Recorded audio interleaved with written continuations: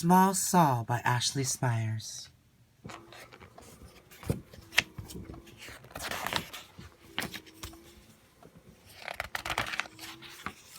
Small Saul by Ashley Spires.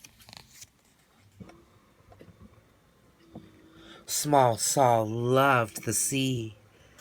He loved its vastness, its calmness, its blueness. He was meant to be on the water. Even as a child, he dreamed of life at sea. When he was old enough, Small Saul tried to become a sailor, but the Navy wouldn't have him. You must be this tall to join the Navy. Fortunately, pirates aren't so picky, so he enrolled in pirate college. Rules: 1. Never brush your teeth. 2. Take anything you want. 3. R is a valid response to all questions.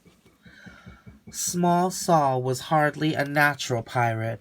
Being rough and tough just wasn't in his nature. He was good at intro to swabbing the deck, but he was easily distracted during treasure map interpretation.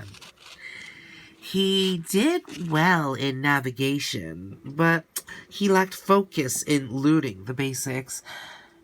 He was born to sing sea shanties, not to hold a sword. Despite these setbacks, he was determined to graduate. Finally, after months of hard work, Small Saul earned his pirate diploma. You are a pirate? Small Saul now had a chance to travel the open seas. He just needed to join a pirate crew. Even though Saul was small, it looked like no one had room for him.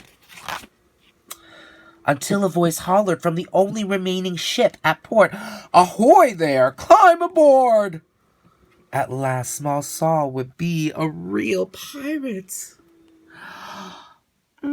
But it didn't take long for the other pirates to notice that something was different about Small Saul. Even the captain began to wonder about his new crew member. Small Saul knew that if he wanted to remain at sea, he would have to prove his worth as a pirate. Pirate college had taught him that there are only 3 things pirates care about: their ship, being tough, lots and lots of treasure.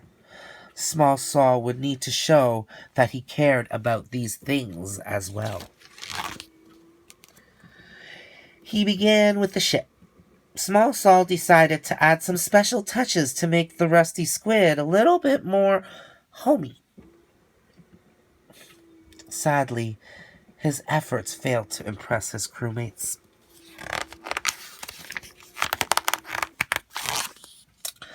Next, Small Saul considered how to be tough. Since fighting wasn't for him, he decided that a new tattoo would be perfect. Unfortunately, the results didn't seem to intimidate anyone.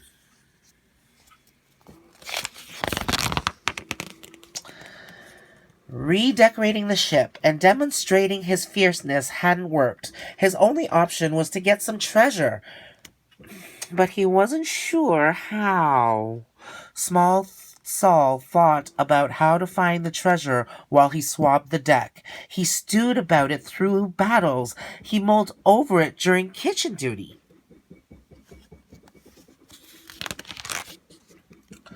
Small Saul was so engrossed in the thought of the treasure that he didn't even notice when the captain pushed him overboard.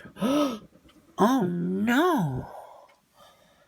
The rusty squid sailed away and left Small Saul behind.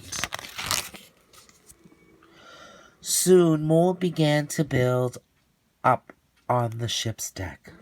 The crew was back to eating bland gruel and rat-nibbled bread, and the cabins once again smell of feet. It was pirate life as usual, and the crew members of the Rusty Squid should have been happy about it. But they weren't. Even the captain couldn't adjust to the old pirate ways. And that's when they realized Small Saul may not have been your average pirate, but he had tried his best. He had made their ship a home, just like treasure. Small Saul was rare. The crew turned the Rusty Squid around and rushed back toward Small Saul, hoping that it wasn't too late.